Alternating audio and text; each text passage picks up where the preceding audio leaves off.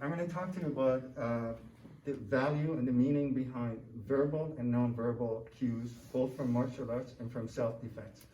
So for example, in martial arts, especially black belts, senior students, senseis, senpais, it's very important for us to teach our students to actually say "os-sensei." So when you look at, for example, military, it's a discipline. Martial arts is a discipline. So in martial arts, we teach our students to say "os-sensei," "os-kancho."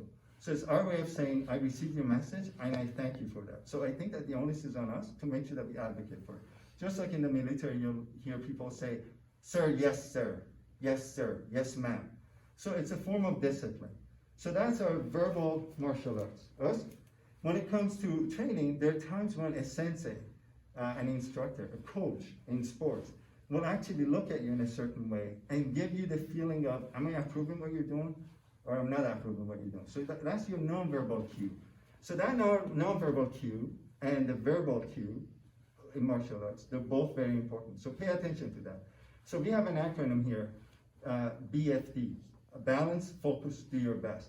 So always maintain balance, focus on what your sensei is telling you in terms of message, and try not to argue against it. If you know a technique, we're not trying to replace it, we're just trying to add to that. So say to yourself, I want to live in the present moment, and I want to learn what the message is all about. And when it comes to self-defense, there's a nonverbal cue and there's a verbal cue. So if you can call it verbal, nonverbal language of self-defense. So for example, if someone is approaching you, I've always said, look right into their eyes, because you can see their intent. That's your nonverbal cue. So for example, what's happening right now? And as that person gets closer to you, now adopt the position. On street level, don't go into kimai, because a kamai or kimai, it's not the right thing to do, because you're giving away a lot of your form. But if the person is approaching you with a knife, so this is your nonverbal cue. Then you can go into verbal cue. Hey, mister, I'm not looking for trouble.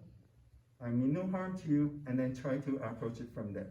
So don't go saying, I can kick you, I know karate, I have a black belt, I can hurt you, none of that.